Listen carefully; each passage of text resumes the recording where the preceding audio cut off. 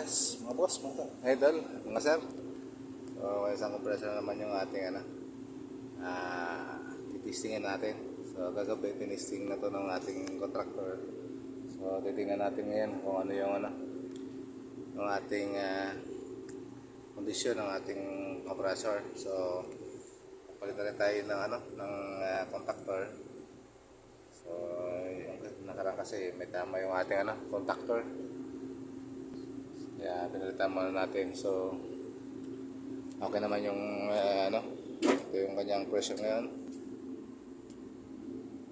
So ayan.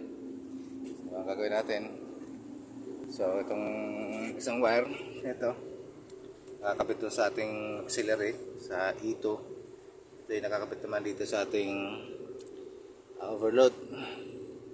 Yan, so tatap natin to para pumalo yung ating overload ay ang ating contactor. So ayun, nakatap doon sa ating contactor sa E1 ay sa E2.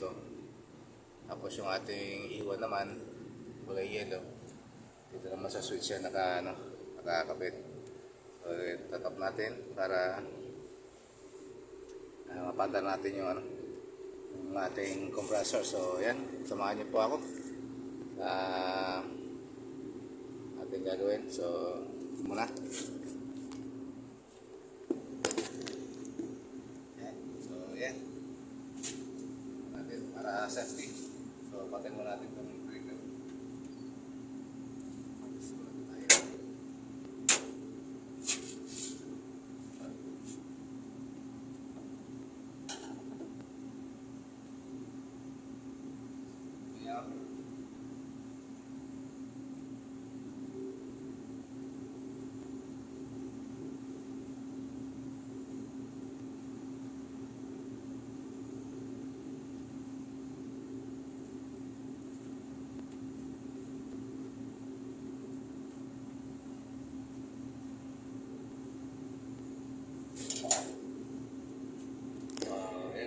Ikabitan natin. So dito yan nakakabit sa ating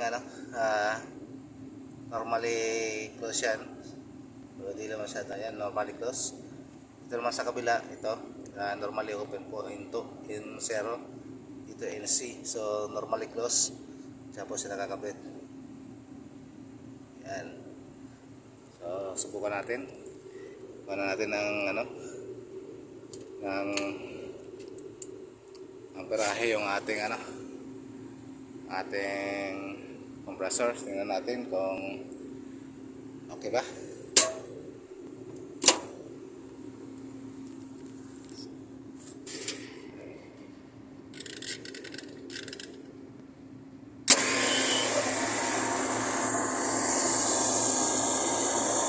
Ayan, mata ba?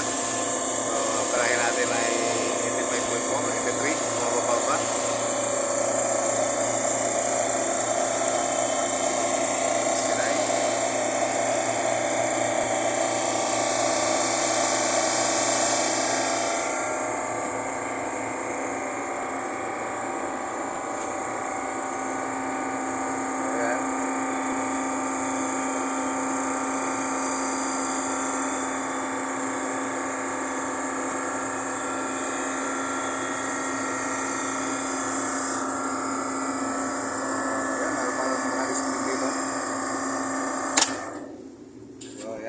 Mayroon pa isang